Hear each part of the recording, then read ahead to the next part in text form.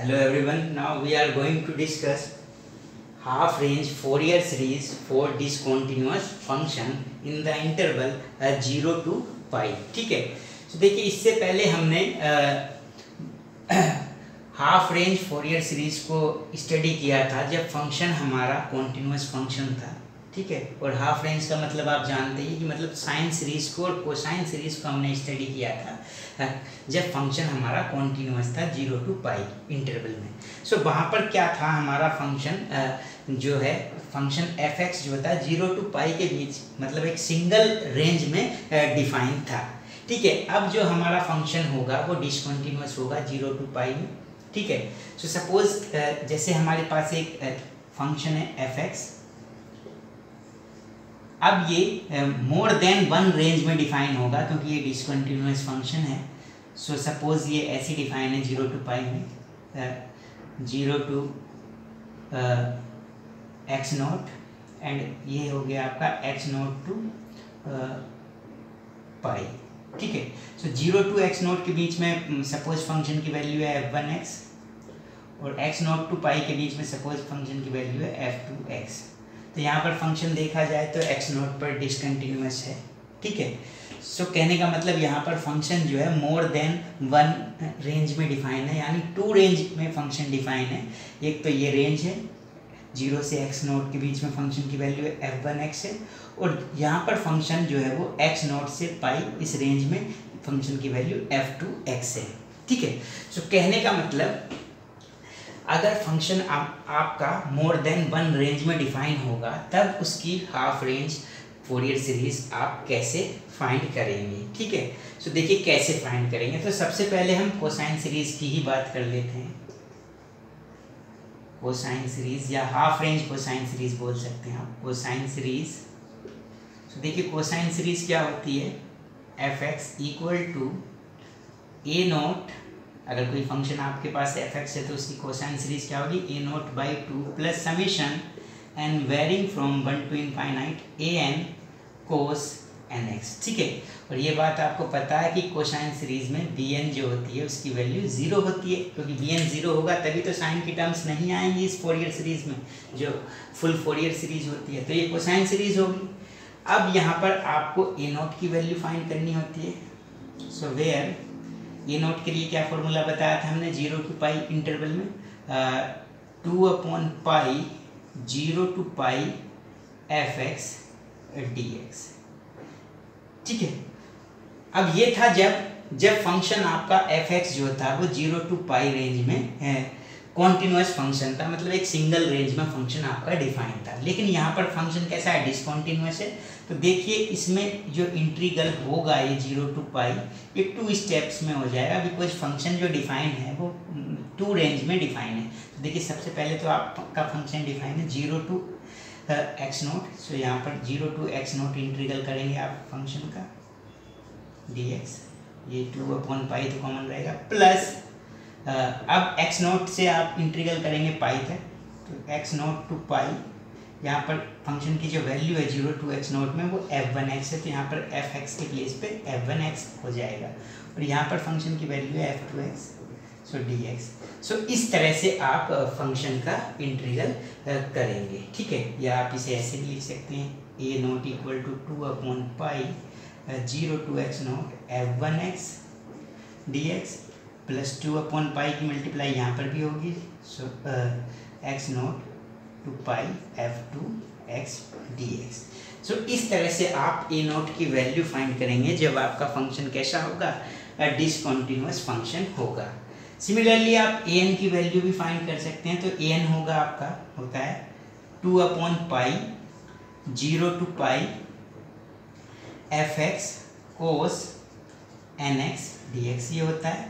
अब इसे भी हम इसी तरह से डायरेक्ट लिख सकते हैं। इस इंटीग्रल को 2 पार्ट्स में आप करेंगे।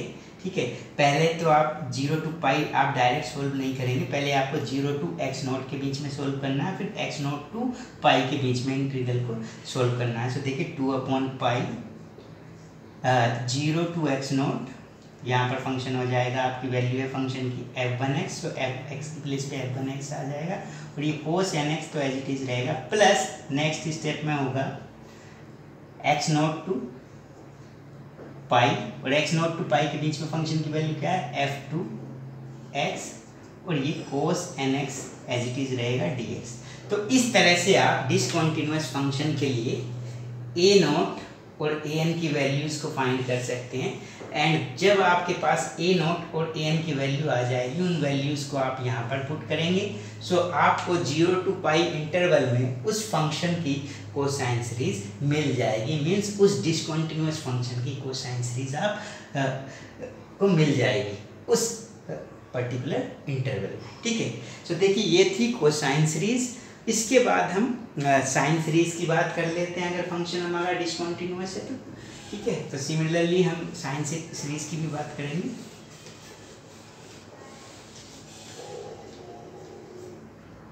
तो देखिए साइन सीरीज या आप हाफ रेंज साइन सीरीज बोल सकते हैं इसे। आपको पता है साइन सीरीज क्या होती है किसी फंक्शन की 0 टू पाई इंटरवल में f(x) equal to a naught by a naught तो नहीं आएगा इसमें, साइन सीरीज होगा। So summation n equal to 1 to infinite bn sine nx। ठीक है, ये साइन सीरीज होती है क्योंकि साइन सीरीज में कौन जीरो होता है, a नॉट की वैल्यू भी आप जीरो लेते हैं और an की वैल्यू भी जीरो लेते हैं, जिससे आपको कोसाइन की टर्म्स नहीं मिलती हैं फोरियर सीरीज में, और वो फोरियर सीरीज क्या हो जाती है आपकी साइन सीरीज हो जाती है। ठीक है, सो ये सीरीज तो आप जानते हैं साइन सीरीज। अब बात कर लेते हैं bn की वैल्यू की। तो bn की वैल्यू के लिए क्या फॉर्मूला यूज़ करते हैं, आप यूज़ करते हैं 2/पाई 0 टू पाई इंटीग्रल, यहाँ पर होता है f(x) और ये साइन nx। ठीक है, dx और f(x) मीन्स वो फंक्शन जिसकी आप फोरियर सीरीज फाइंड करना चाहते हैं। ठीक है, अब देखिए ये तो तब फॉर्मूला था जब 0 टू पाई के बीच में फंक्शन आप सिंगल रेंज में डिफाइन है, मतलब कॉन्टिन्यूअस फंक्शन है। ठीक है, सो तब bn आप ऐसे फाइंड कर सकते हैं। लेकिन अब अगर आपका फंक्शन कुछ इस टाइप का है, मतलब एक डिसकंटिन्यूअस है x नॉट पॉइंट पर यहाँ पर, सो bn की वैल्यू कैसे फाइंड करेंगे। सो आप bn की वैल्यू फाइंड करने के लिए 0 टू पाई इंटीग्रल जो फंक्शन का करना है उसे 2 स्टेप में फाइंड करेंगे। पहले आप 0 टू x नॉट, ये जो पहली रेंज है इसमें फंक्शन का इंटीग्रल करेंगे, फिर सेकंड रेंज में फंक्शन का इंटीग्रल करेंगे। ठीक है, सो आप इसे लिख सकते हैं 2/पाई, फर्स्ट रेंज है आपकी 0 टू x नॉट, और इस रेंज में फंक्शन की वैल्यू है f1x, ये हो जाएगा आपका साइन nx dx, प्लस 2/पाई नेक्स्ट टर्म में भी आएगा बिकॉज ये तो मल्टीप्लाई में, और नेक्स्ट आप इंटीग्रल करेंगे x नॉट टू x, और यहाँ पर फंक्शन की कितनी वैल्यू है इसके बीच में f2x, और ये साइन nx तो एज इट इज रहेगा dx। ठीक है, सो अगर कोई आपके पास कॉन्टिन्यूअस फंक्शन है जो कि मोर देन वन रेंज में डिफाइन है, सो उसमें आप bn की वैल्यू कुछ इस तरह से फाइंड कर सकते हैं। ठीक है, और जैसे ही आप bn की वैल्यू को फाइंड कर लेंगे, फिर इस bn की वैल्यू आप यहाँ पर पुट कर देंगे, और यहाँ पर वैल्यू पुट करने से आपको उस फंक्शन की साइन सीरीज मिल जाएगी किस इंटरवल में, 0 टू पाई इंटरवल में। ठीक है, सो इस तरह से आप 0 टू पाई इंटरवल के बीच में किसी डिसकंटिन्यूअस फंक्शन की फोरियर सीरीज को, हाफ रेंज फोरियर सीरीज को फाइंड कर सकते हैं। ठीक है, ठीक है, अब हम इस कंसेप्ट पर एक प्रॉब्लम ले लेते हैं, एक डिसकंटिन्यूअस फंक्शन ले लेते हैं और उसकी फोरियर सीरीज को हम फाइंड करेंगे, हाफ रेंज फोरियर सीरीज को। ठीक है, सो देखिए यहाँ पर हमारे पास एक प्रॉब्लम है, find the Fourier cosine series, मतलब आपको हाफ रेंज की बात की गई है और हाफ रेंज में कौन सी सीरीज फाइंड करनी है, आपको कोसाइन सीरीज फाइंड करनी है, और आपको एक फंक्शन डिफाइन किया गया है f(x) किस इंटरवल में, 0 से पाई इंटरवल में, और वो कितनी रेंज में डिफाइन है फंक्शन आपका, मोर देन वन रेंज में, 2 रेंज में डिफाइन है कि पहले 0 टू पाई/2 के बीच में जो फंक्शन की वैल्यू है वो मिलती है हमेशा 1, और पाई/2 से पाई के बीच में जो फंक्शन की वैल्यू है वो कितनी मिलती है आपको, 0 मिलती है। तो इस तरह से जो फंक्शन है आपका वो पाई/2 पर क्या है आप देख सकते हैं, डिसकंटिन्यूअस है। ठीक है, सो इस डिसकंटिन्यूअस फंक्शन की आपको कोसाइन सीरीज को फाइंड करना है। तो देखिए कैसे फाइंड करेंगे, सो देख लीजिए। सो कोसाइन सीरीज आपकी क्या होती है, कोसाइन सीरीज आपकी क्या होती है, कोसाइन सीरीज होती है किसी फंक्शन एफ एक्स की A naught by two summation A N cos N X and N varying from 1 to infinite. और आपको किसकी वैल्यूज़ को फाइंड करना होता है, ए नोट और ए एन की वैल्यूज़ को फाइंड करना होता है, ठीक है।